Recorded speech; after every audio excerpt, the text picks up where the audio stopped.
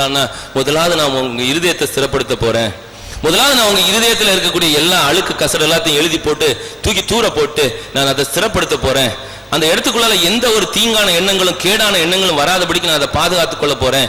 அப்பதான் நமக்கு தெரியும், இந்த ஆலயத்துலனா இங்க மட்டும் உண்மையா இருப்போம்னு தெரியும், கணவன்னா அந்த கணவனுக்கு மட்டும் உண்மையா இருப்போம்னு தெரியும், மனைவினா அந்த மனைவிக்கு மட்டும் உண்மையா இருக்கும்னு தெரியும், அப்பா அம்மாவுக்கு பெற்றோர்களுக்கு அல்லது பிள்ளைகளுக்கு உண்மையா இருக்கணும்னு தெரியும். அதுக்காக தான் அவர் முதல்ல என்ன செய்யறாருன்னா இருதயத்தை ஸ்திரப்படுத்தும் அப்படின்னு சொல்றார். ஆமென், அல்லேலூயா. சரி, எல்லாவற்றையும் செய்யறவர் அவர் ஸ்திரமா இருக்கிறதுனால அவர் கண்டிப்பா அதை செஞ்சிருவார். அவர் ஸ்திரமா இருக்கிறதுனால நம்முடைய இருதயத்தை அவர் ஸ்திரப்படுத்துறதுக்கு அவரால் முடியும். எல்லாம் சரி. அப்போ ஸ்திரப்படுத்திட்டாருன்னா அப்படியே விட்டுருவாரா? இல்ல எது வரைக்கும் அவர் நம்மளை அப்படியே சிறப்படுத்தி வைத்திருப்பார், எது வரைக்கும் நம்மளை அப்படி நிலைப்படுத்தி வைத்திருப்பார்னா, அதான் நான் முதல்ல உங்களுக்கு சொன்னேனே, இதுதான் என்னுடைய கடைசி நாள் ஸ்தோத்திர கூட்டம் நடக்கிற இடம்னு சொல்லி நீங்க சொல்லக்கூடிய உங்களுக்கு அவர் எது வரைக்கும் உங்களை ஸ்திரப்படுத்தி வைத்திருப்பார் அப்படின்னு பாத்தீங்கன்னா, 1 கொரிந்தியர் 1ஆம் அதிகாரம் 8ஆம் வசனத்துல அது அழகா சொல்லப்பட்டிருக்குது. 1 கொரிந்தியர் 1ஆம் அதிகாரம் 8ஆம் வசனம், நம்முடைய கர்த்தராகிய இயேசு கிறிஸ்துவின் நாளிலே, இயேசு கிறிஸ்துவின் நாளிலே நீங்கள் குற்றம் சாட்டப்படாதவர்களாய் இருக்கும்படி, குற்றம் சாட்டப்படாதவர்களாய் நீங்கள் இருக்கும்படி முடிவு பரியந்தம் அவர் உங்களை ஸ்திரப்படுத்துவார், அவர் உங்களை ஸ்திரப்படுத்துவார். ஆமென், அல்லேலூயா, அல்லேலூயா, அல்லேலூயா. அவர் ஸ்திரப்படுத்துவார், தீமைக்கு விலக்கி காத்துக் கொள்வார்னா சந்தோஷமா இருக்கீங்களா இல்லையா? ஆமென், அல்லேலூயா. இல்ல, நன்மையால் உன் வாயை திருப்தியாக்குவார், கழுகுக்கு சமானமாய் உன் வயது திரும்ப வாழ வயது போலாகும். அது மட்டும் இல்ல, வாக்குத்தத்தம், அதை விட ஒரு பெரிய வாக்குத்தத்தத்தை கர்த்தர் இன்னைக்கு தந்திருக்கிறார். அவர் உங்களை ஸ்திரப்படுத்துறது மட்டும் இல்ல, தீமைக்கு விலக்கி காத்து கொள்ள போகிறார். ஆமென், அல்லேலூயா, அல்லேலூயா. அவர் உங்களை முடிவு பரியந்தம் ஸ்திரப்படுத்துவேன் அப்படின்னு சொல்லிட்டார். அது எத்தனை பேர் விசுவாசிக்கிறீங்க? அவர் எங்களை முடிவு பரியந்தம் எங்களை இந்த ஆலயத்துல இந்த ஊழியத்துல ஸ்திரமா வச்சிருப்பார், எங்களுடைய குடும்பத்துல எங்களுடைய சமுதாயத்துல அவர் எங்களை ஸ்திரப்படுத்தி வைத்திருப்பார். எத்தனை பேர் உங்களால சொல்ல முடியும்? ஆமென். இது நான் எனக்காக நான் சொன்னதை கேட்டு நீங்க கை தூக்கி நீங்க என்னை மகிமைப்படுத்துறது இல்ல, கர்த்தரை மகிமைப்படுத்துறீங்க. எல்லா கனமும் அவருக்கு ஒருத்தருக்கு தான், எல்லா துதியும் அவர் ஒருத்தருக்கு தான். ஆமென், அல்லேலூயா. சரி, இதை எல்லாத்தையும் செய்கிறவர் எதனால நம்மளை ஸ்திரப்படுத்த போறார்? எதனால நம்மளை ஸ்திரப்படுத்த போறார்? எப்படி நம்மளை ஸ்திரப்படுத்த போறார்? அவர் ஸ்திரமா இருக்கிறார், சரி. அவர் நம்முடைய இருதயத்தை முதல்ல ஸ்திரப்படுத்தி எல்லாத்தையுமே ஸ்திரப்படுத்த போகிறார், அல்லது அப்படியே ஸ்டாண்ட் பண்ணி வைக்க போறார், அலைஞ்சு தெரியாம இருக்க வைக்க போறார், எல்லாமே சரி. ஆனா எதை வச்சு அவர் செய்ய போகிறார்? ஏசாயா 54ஆம் அதிகாரம் 14ஆம் வசனத்தின் முதல் பகுதி எதனால ஸ்திரப்பட்டிருப்பாய்ன்னு சொல்லுது பாருங்க. நீதியினால் ஸ்திரப்பட்டிருப்பாய். அல்லேலூயா. நீதினா என்ன? நீதினா நம்ம எல்லாமே எப்படி ஏதாவது செஞ்சு நீதி பண்றதா? அவர் தான் ஏற்கனவே சொல்லிட்டார, உன்னுடைய நீதி எல்லாம் அழுக்கான குப்பைன்னு சொல்லிட்டார, கந்தன்னு சொல்லிட்டார, அதை வச்சு எப்படி ஸ்திரப்பட முடியும்? அந்த நீதி தான் இயேசு கிறிஸ்து. 1 கொரிந்தியர் 1ஆம் அதிகாரம் 31ஆம் வசனம் தெளிவா சொல்லுது, நான் சொல்லல. 1 கொரிந்தியர் 1ஆம் அதிகாரம் 31ஆம் வசனம், எது நீதி? அவரே தேவனால், அவரே தேவனால் நமக்கு ஞானமும் நீதியும் பரிசுத்தமும் மீட்புமானார். அவரே தேவனால் நமக்கு ஞானமும் நீதியும் பரிசுத்தமும் மீட்பும் ஆனார். அல்லேலூயா. அந்த நீதியாகிய இயேசுவின் மூலமாய் யெகோவா என்கிற அண்ட சராசரங்களை படைத்த தேவன் உங்களை என்னை ஸ்திரப்படுத்த போகிறார். ஆமென். இவ்வளவுதான் சத்தமா? ஆமென், ஆமென். அந்த இயேசுவால மட்டும்தான் மீட்பு, அந்த இயேசுவால மட்டும்தான் பரிசுத்தம், அந்த இயேசுவால மட்டும்தான் ஸ்திரப்பட்டிருக்க முடியும், அந்த இயேசுவால தான் நீதியா இருக்க முடியும். அந்த இயேசு நம்ம கூட இருந்தா தான் நம்ம ஞானமா இருக்க முடியும். ஏன்னா அந்த ஞானமே இயேசுதான். முதலாவது தேவனுடைய ராஜ்யத்தையும் அவருடைய நீதியும் தேடுங்கள்னு சொன்னா, அந்த நீதி இயேசு கிறிஸ்து. பிதாவாகிய தேவனை எந்த அளவுக்கு வச்சிருக்கிறோமோ அதே மாதிரி அடுத்தது அவருடைய நீதியாகிய இயேசுவையும் தேடணும். அதுதான் பரிசுத்த வேதம் நமக்கு சொல்லி கொடுத்திருக்கிறது. அல்லேலூயா, அல்லேலூயா. அதனாலதான் பிதா சொல்றார், ஏசாயா 41ஆம் அதிகாரம் 10ஆம் வசனத்துல, என் நீதியின் வலது கரத்தினால் உன்னை தாங்குவேன். என்னுடைய செல்ல பிள்ளையாய மடியில இருந்த என்னுடைய வலது பாகமா இருக்கிற இயேசுவை வச்சு நான் உன்னை தாங்குவேன்னு சொல்றார். அவர் எதை செஞ்சாலும் இயேசு வச்சுதான் செய்யறார். அவர் எதை செஞ்சாலும் இயேசு வச்சுதான் செய்யறார். எல்லாம் அவருக்கென்றும் அவர் மூலமாயும் சிருஷ்டிக்கப்பட்டது இல்லையா? அதனால அந்த இயேசு வச்சுதான் எல்லாமே செஞ்சிட்டு இருக்கிறார். ஆமென், அல்லேலூயா. கொஞ்சம் போர் ஆயிடுச்சுங்களா? ஏதாவது இல்லை நான் சொல்றது புரியாம இருக்குதுங்களா? இல்ல உங்க பாஷை ஓரளவு என்னோட சேர்ந்து வரும்னு நினைக்கிறேன். நான் சொல்றது நல்லா புரியும். ஆமென், அல்லேலூயா. இயேசுவால தான் அவர் எல்லாத்தையுமே செய்துட்டு இருக்கிறார். அவரே தேவனால் நமக்கு ஞானமும் நீதியும் பரிசுத்தமும் மீட்புமானார். நான் உங்களை பரிசுத்தமாக்குற கர்த்தர் அப்படின்னு சொன்னார்னா அவர் இயேசு வச்சு நம்மளை பரிசுத்தமாக்கி போயிட்டே இருப்பார். அல்லேலூயா. ஒருவன் ஞானத்தில் குறைவுள்ளவனா இருந்தால் எல்லாவற்றையும் சம்பூர்ணமாய் கேட்கிற இடத்தில் கேட்க கடவன் சொன்னாரு. எங்க ஞானமாகிய இயேசுவை பக்கத்திலே தானே வச்சிட்டு இருக்கிறார். போ, என் பிள்ளை கேட்கிறாங்க, கொடுத்துட்டு வந்துருங்க ஐயா அப்படின்னு சொல்றார். அல்லேலூயா. சங்கீதம் 110:10 இதை அடிக்கடி நான் எல்லா இடத்துலயும் சொல்றதுதான், உங்களுக்கும் சொல்றேன். ஏற்கனவே சொல்லியிருப்பேன், விசுவாசிக்கிறேன். கர்த்தர் என் ஆண்டவரை நோக்கி, பிதாவாகிய யெகோவாகிய கர்த்தர் என் ஆண்டவராக இருக்கிற இயேசு கிறிஸ்துவை நோக்கி, நான் உம்முடைய சத்துருக்களை உமக்கு பாதபடியாக்கி போடும் வரையிலும் நீ என்னுடைய வலது பாரிசத்தில் உட்காரும். வேற எங்கேயும் சீட்டு கிடையாது. நான் ஜெயம் கொண்டு என் பிதாவினுடைய சிங்காசனத்தில் உட்கார்ந்து இருக்கிறேன்னா ஒரே சீட்ல 2 பேரும் இல்ல, பிதாவினுடைய வலது பாகமாய் இயேசு கிறிஸ்து இருக்கிறார். ஆமென், அல்லேலூயா. அதான் என் நீதியின் வலதுகரம்னு சொல்றார். இல்லனா வலது பக்கத்துல இருக்கிற வலதுகைன்னு அவர் சொல்லி இருந்திருப்பார். அவருடைய சரீரத்தின் வலது பகுதி ஒரு பக்கத்துல அன்பாகவே இருக்கிற தாயின் மார்பகங்களோடு இருக்கிற பிதாவாகிய யெகோவா தேவன், இன்னொரு பக்கத்துல உருவின பட்டயத்தோடு யோசுவாவுக்கு முன்னாடி நின்ன இனி நியாயாதிபதியாக வரப்போகிற ரொம்பவும் கோபமான இயேசு கிறிஸ்து ஒரு பக்கத்துல. ஆனா அது நமக்கு தெரியுதோ தெரியலையோ, இதுக்கு முன்னாடி இந்த ஆலயத்துக்கு வர்றதுக்கு முன்னாடி நம்ம வணங்கி கொண்டிருந்த ஒரு மதத்துல அது இருக்கும். ஒரு பக்கம் ஆணும் ஒரு பக்கம் பெண்ணுமாய் ஒரு சாமியை வச்சிருப்பாங்க. அதுக்கெல்லாம் ஆதாரம் இங்க இருந்து தான் போயிருக்குது. ஆமென். அதுக்கு பேர்லாம் நான் இந்த இடத்துல இந்த பலிபீடத்துல இருந்து சொல்ல வரல, உங்களுக்கு எல்லாருக்குமே அது தெரிஞ்சிருக்கும். அதனால புதுசா அதுக்கு பேரை சொல்லி, கர்த்தர் பெரியவர். ஆமென், அல்லேலூயா. உமது வலது கரம் நீதியால் நிறைந்திருக்கிறது. அந்த இயேசுவால வலது கரம் நிறைந்திருக்கிறது சங்கீதம் 48:10 அழகா சொல்லும்.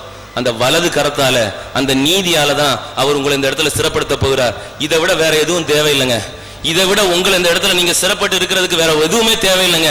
அவர் சொன்ன அவர் செய்வார். அதை விசுவாசிக்கிற உங்களுக்கு இந்த ஆலயத்திலையும் இந்த சமுதாயத்திலையும் என்னுடைய குடும்பத்திலும் நான் சிறப்பட்டிருப்பேன் அப்படிங்கிறது என் இயேசுவை வச்சு என் பிதா செய்ய போறான்றதை நீங்க முதலாவது தெரிஞ்சுக்கொள்ளணும். அல்லேலூயா, அல்லேலூயா. ஒருவேளை இதுவரைக்கும் நான் என்னுடைய குடும்பத்தில் என்னுடைய சமுதாயத்துல ஒருவேளை இதுக்கு முன்னாடி போயிருந்த சபையில நான் சிறப்படாம அலைந்து திரிஞ்சிட்டே இருந்தேன் அப்படின்னா, பிதாவே உம்முடைய குமாரனாகிய இயேசுவாகிய இந்த ஆலயத்துல சிறப்படுத்தினதற்காக நன்றின்னு சொல்லுங்க. அல்லேலூயா, அல்லேலூயா. கர்த்தர் பெரியவர். யோபும் அதை தான் சொல்றான். யோபு 29:14 நீதியை தரித்து கொண்டேன், அது என் உடுப்பா இருந்தது. அவனுக்கு அந்த பிரச்சனைக்கு மத்தியில இயேசுதான் உடுப்பா இருந்தார். அவனுக்கு மேல போடுறதுக்கு துணியெல்லாம் எதுவுமே போட முடியாது. அவன் சுரண்டிக்கிட்டே இருந்தான். ஓட்டை எடுத்து சுரண்டினான்னு சொல்லி பரிசுத்த வேதாகமம் சொல்லுது. துணி போட்டிருக்க முடியாது. ஆனா அவன் அம்மனமா இருந்தான்னு சொல்லி பைபிள் சொல்லல. அவன் நீதியாகிய இயேசு கிறிஸ்துவ உடம்புல தரித்திருந்தான். அதனாலதான் அவனுடைய 3 நண்பர்கள் வந்து உட்கார்ந்து இருக்கும் போது அவலட்சமா அவன் தெரியவே இல்லை. கர்த்தர் பெரியவர். ஒருவேளை எனக்கு போர்த்தி கொள்வதற்கு உடுப்பா இயேசுவே நீர் வாரும் நீங்க சொன்னீங்கன்னா அவர் வருவார். அவர் வந்து உங்க கூட பேசிட்டு இருப்பார். உங்களுக்கு பதிலாக மற்றவர்களிடத்துல அவர் பேசுவார். இது ஏன் பிள்ளை, இவகிட்ட போட்டிருக்கிற ஒரு சாரி தான் போட்டுட்டு எல்லா இடத்துக்கும் போயிட்டு இருக்கா நீ நினைக்காத. அவளுக்கு உடுப்பா நீதியாகி இயேசுவாகி நான் இருக்கிறேன்னு அவர் சொல்வார். அவர் சொல்லணும், அவர் அப்படி சொல்லணும். ஆண்டவரே எனக்காக நீங்க அப்படி சொல்லுங்க, ஆண்டவர்கிட்ட கேளுங்க. கர்த்தர் பெரிய காரியங்களை செய்வார். ஆமென், அல்லேலூயா. அந்த உபவாசம் இருந்த அத்தனை பேருக்காகவும் எம்பெருமான் இயேசுவை ஸ்தோத்திரிக்கிறேன். அதுல இருந்தவங்களுக்காக ஒரு விசேஷமான ஒரு வார்த்தை ஏசாயா 58:7 எனக்கு உகந்த உபவாசம் சொன்னாரே, அந்த இடத்துல அந்த நீதி உங்களுக்கு முன்னாடி போகுது. யாரெல்லாம் அந்த 21 நாள் உபவாச கூட்டத்துல கலந்து கொண்டீங்களோ, அப்பொழுது விடியற்கால வெளிச்சத்தை போல, விடியற்கால வெளுப்பை போல் உன் வெளிச்சம் எழும்பி உன் சுகவாழ்வு சீக்கிரத்தில் துளிர்த்து உன் நீதி உனக்கு முன்னாக செல்லும். கர்த்தருடைய மகிமை உன்னை பின்னாலே காக்கும். ஜன திரட்சி ராஜாவுக்கு மகிமைன்னு சொன்னமே, இந்த ஆலயத்தில் இருக்கக்கூடிய மொத்த மகிமையை உங்க பின்னால இருந்து காத்துக்கொள்ளும். அந்த உபவாசம் இருந்த உங்களுக்கு உங்களுடைய நீதியாகிய இயேசு இனி உங்களுக்கு முன்னாடி போறார். ஏன்னா அந்த நீதி உங்களை இந்த ஆலயத்துல சிறப்படுத்தி இருக்குது. ஆமே. பழைய ஏற்பாட்டுல பிதாவாகிய தேவன் சொல்றாரே, என் சமூகம் உனக்கு முன்பாக செல்லும், நான் உனக்கு இளைப்பாறுதல் தருவேன் சொல்லி அந்த நீதி முன்னாடி போகுது. பழைய ஏற்பாட்டுல என் சமூகம் சொன்னான்றதுக்காக அவர் எப்படி வர முடியும்னு நினைக்காதீங்க. அதுதான் மத்தேயுல இயேசு கிறிஸ்து சொல்றார், வருத்தப்பட்டு பாரம் சுமக்கிறவர்களே நீங்க எல்லாரும் என்கிட்ட வாங்க, நான் உங்களுக்கு இளைப்பாறுதல் தரேன். ஏன்னா இளைப்பாறுதல் தர்றதுக்கு பிதாவினுடைய சமூகமாய் அவர் இருக்கிறதுனால அந்த சமூகம் உங்க முன்னாடி போகுது. ஆமே. இந்த நாள்ல இந்த செய்தியை கேட்டு முடிச்சுட்டு நீங்க போகும்போது, கர்த்தாவே இயேசுவாகிய உம்முடைய சமூகம் எங்களுக்கு முன்னாடி போறதுக்காக நன்றின்னு சொல்லிட்டு போங்க. இப்பவே அதை சொல்லுங்க, அந்த வார்த்தையை இப்பவே அந்த வார்த்தையை சொல்லுங்க. ஆண்டவரே, இந்த வார்த்தையை கேட்டு முடிச்சுட்டு நாங்க போகும்போது உம்முடைய சமூகமாகிய, உம்முடைய நீதியாகிய, உம்முடைய ஞானமாகிய, ஆண்டவரே உம்முடைய பரிசுத்தமாகிய எங்களுக்கு மீட்பை தர முடியாது தந்திருக்கிற இயேசு முன்னாடி போகணும்னு நீங்க கேளுங்க. அவர் அப்படியே செய்வார். அவர் சிறப்படுத்தி இருக்கிற தேவன் எதுக்காக அவர் தீமையை விட்டு விலக்கணும்? எதுக்காக அவர் தீமையை விட்டு விலக்கணும்? எதற்காக அவர் தீமையை விட்டு விலக்கணும்? சங்கீதம் 37 அதிகாரம் 27 வசனம். முதலாவது நாம் பார்த்தோம், கர்த்தர் உண்மை உள்ளவர், அவர் நம்மளை சிறப்படுத்தி இருக்கிறார். நம்மளை எல்லாரையும் சிறப்படுத்தி இருக்கிறான்றதை நான் விசுவாசிக்கிறேன். ஆமென், அல்லேலூயா. இந்த சிறப்படுத்தி முடிச்சதுக்கு அப்புறமா தான் அவர் அடுத்த காரியத்தை அவரால் செய்ய முடியும். அவர் அப்படிதான் செஞ்சுட்டே இருக்கிறார். சங்கீதம் 37:27.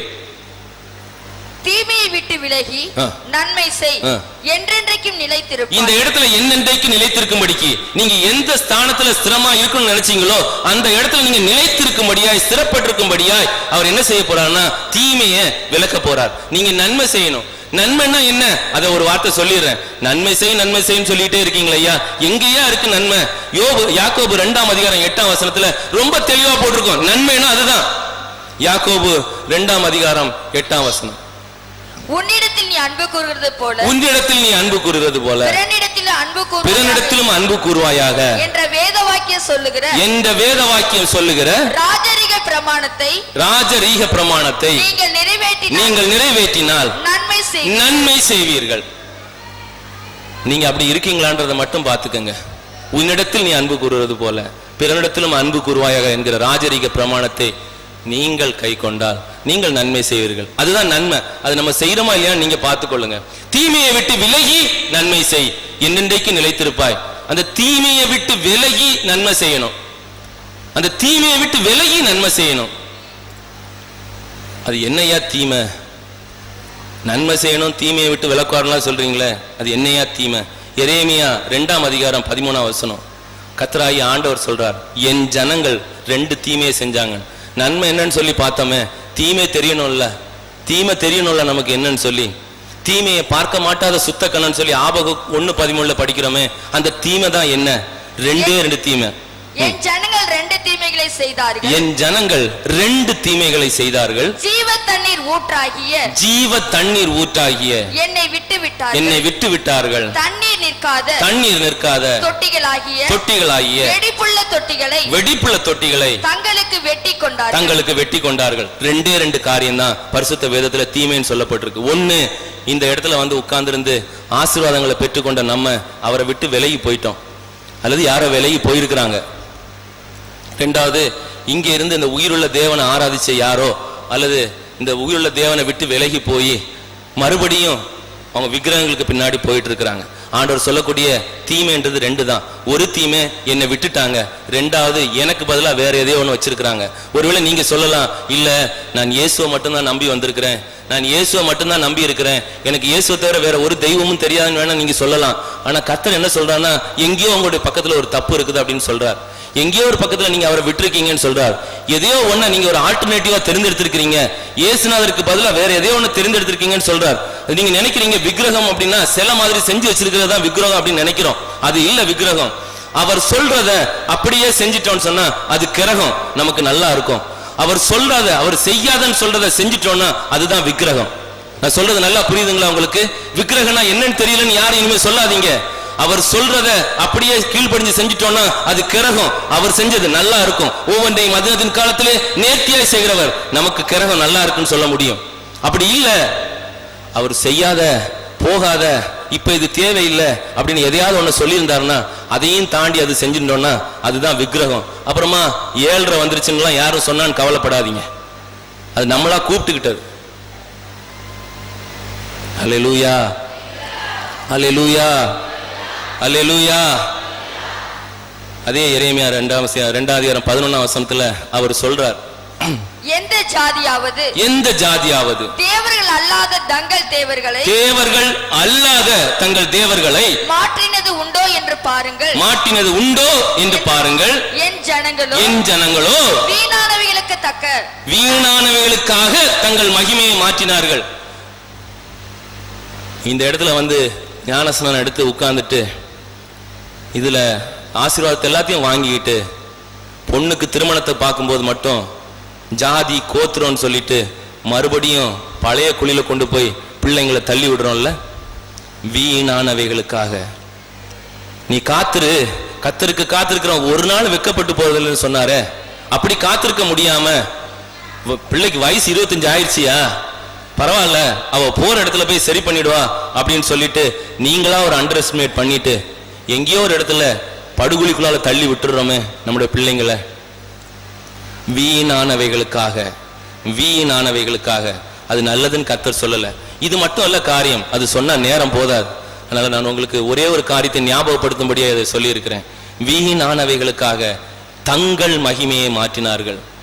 இந்த கிறிஸ்தவளா இந்த சபையில் அங்கமா இருக்கிற வரைக்கும் உங்களுக்கு இருக்கக்கூடிய மகிமை, உங்களுக்கு இருக்கக்கூடிய அதாவது என்ன சொல்றது ஒரு மேன்மை, அது ரொம்ப வித்தியாசம். அதை விட்டுட்டு நீங்க வேற ஒரு இடத்துல போய் உட்கார்ந்து இருந்துட்டு இன்னொரு சபையோட பேரையோ இன்னொரு சமுதாயத்துடைய பேரையோ நீங்க சொல்லி பாருங்க, யாரும் திரும்பி பார்க்க மாட்டாங்க. இதுதான் கர்த்தருடைய பிள்ளைகளுக்கும் மற்றவங்களுக்கு இருக்க வித்தியாசத்தும், அவரை ஆராதிக்கிறவங்களுக்கும் ஆராதனை செய்யாம இருக்கிறவங்களுக்கும் உள்ள வித்தியாசத்தை நான் காட்டுவேன் அவர் சொல்லி இருக்கிறார் பரிசுத்த வேதாகமத்துல. ஆமென், அல்லேலூயா, அல்லேலூயா. ஏன் என்னையா பிரச்சனை, நான் அங்கேயும் போயிடுறேன் இங்கேயும் போயிடுறேன் அப்படின்னா என்ன பிரச்சனை? அனலுமின்றி குளிருமின்றி இருந்தால் வாந்தி பண்ணி போட சொல்றாரு, அவ்வளவுதானே, செஞ்சுட்டு போட்டுமே அப்படின்னு நீங்க திமிரா யாராவது சொல்லிட்டு இருந்தீங்கன்னா அது மட்டும் இல்ல பிரச்சனை. இங்க வந்துட்டு ஏதாவது விக்கிரகத்துக்கு பின்னாடி தேடி போனீங்கன்னா, அதான் முதல்ல சொன்னேன், ஒரு புல் பூண்டு முளைக்கிறதுக்கு ஒரு மனுஷனை நன்மையால திருப்தி ஆக்கணும்னா அவர் 4 காரியத்தை செய்ய வேண்டியது இருக்குது. அதே மாதிரி நன்மையால ஒரு மனுஷனை திருப்தி ஆக்கி முடிச்சு அவன் எல்லாத்தையும் செலவழிச்சிட்டு போனதுக்கு அப்புறமா அவன் ஒருத்தனால இந்த தேசத்துல பஞ்சம் வருது. அதே மாதிரி நீங்க ஒரு நாள் அவருடைய மகிமையை விட்டுட்டு வெளியில விலகி போயிட்டீங்கன்னு சொன்னா, அதே எரேமியா 2ஆம் அதிகாரம் 12ஆம் வசனத்துல ஒரே ஒரு காரியத்தை சொல்றார், அதுதான் உத்தரகாண்ட்ல நடந்தது. வானங்களே இது நிமித்தம் பிரமித்து கொந்தளித்து மிகவும் திடுக்கணுங்கள் என்று கர்த்தர் சொல்லுகிறார். வானங்களே, என் பிள்ளைங்க எல்லாம் என்னை விட்டுட்டு வேற மகிமையை தேடி போனாங்களே, இதனால நீங்க யாரையும் உங்களெல்லாம் அவர் எதுவுமே செய்யறதில்ல.